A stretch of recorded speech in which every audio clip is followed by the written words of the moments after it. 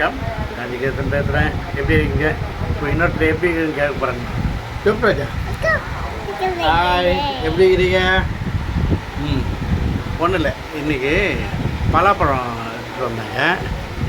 அந்த பலாப்பழம் முழு பலாப்பழம் இருக்குது. அது எப்படி கட் பண்ணுறது நம்ம பார்த்துருக்கோம். ஆனால் பழத்தில் கட் பண்ணுறது பலாப்பழம் ரொம்ப ரொம்ப கஷ்டம். ஏன்னா அது ஆயில் எடுத்துணும்.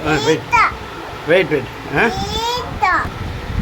பலாப்பழன்றது கட் பண்ண ரொம்ப கஷ்டம். முழு பலாப்பழம் ஒக்க நிமிஷம் இருக்கேன் கட் பண்ணிட்டேன். அந்த கடைக்கார வந்து அழகாக கட் பண்ணுவாங்க. நம்ம இப்படி தான் குதிர முடியுது. அது ஒரு கத்தி, ஓகேங்களா? கத்தி இது மாதிரி கட் பண்ணி ரொம்ப கஷ்டம். கிட்டத்தட்ட ஒரு ½ அந்த பெரிய பழம், இவ்வளோ பெரிய பழம். இது வந்து நல்லெண்ணெய் எடுத்து நல்லெண்ணெய் கத்தி நம்ம கடையில் பார்த்த பழக்கம் தானே, அதை வச்சு நம்ம அழகாக கட் பண்ணி.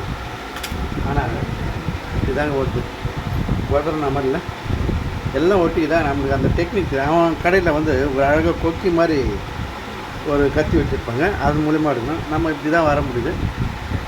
2-3 பழம் தான் சில இது கொஞ்சம் முழு தொலையாக வந்துச்சு. மற்றபடி இது சீட்ஸ் நிறைங்க. அதான் அந்த பலா கொட்டணும் எப்படி இருப்பாங்க சிறப்பாக பார்த்தீங்களா?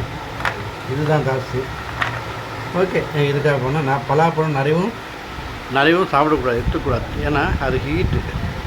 அதனால் குழந்தைகளும் கொடுக்கூடாது, நம்மளும் அதை எடுத்துக்கூடாது. இது எல்லோரும் கொஞ்சம் கொஞ்சம் எடுத்துட்டா அது சரியாக போடும். ரொம்ப ஈஸியாக சாப்பிட்ற பழம் எதுனா எனக்கு தெரிஞ்சு திராட்சை தாங்க. பார்த்தோமா அப்படியே லைட்டாக அப்படி வாஷ் பண்ணி டக்குன்னு போடலாம். அதே மாதிரி வாழைப்பழம் ஈஸியாக தோல் விட்டு டக்குன்னு போடலாம். பலாப்பழம் சிக்கலான பழம். இது ஒன்று. இவருக்கு அண்ணன் ஒருத்தர் இருக்கார். யார்? அன்னாசி பழம். 2 பேருமே முள்ளில் ஃபேமஸானவங்க. பலாப்பழம் சுற்றி அதான் சொல்லுவாங்க, அவன் வந்து பலாப்பழம் மாதிரிப்பா, வெளியே பார்க்கறதுக்கு தான் அப்படி இருப்பான், உள்ளே வந்து தொலை வந்து ஸ்வீட். அது மாதிரி உள்ளே நல்ல பையன்பா அப்படின்னு சொல்கிறாங்க, நல்லவனாக இருப்பான் அப்படின்னாங்க. இது இந்த அன்னாசி பழம் இதெல்லாம் அப்படி. அதே மாதிரி சீத்தாப்பழம் கூட இப்படி தான், இதே சைடில் தான் இருக்கும். அதுவும் நல்லாயிருக்கும்.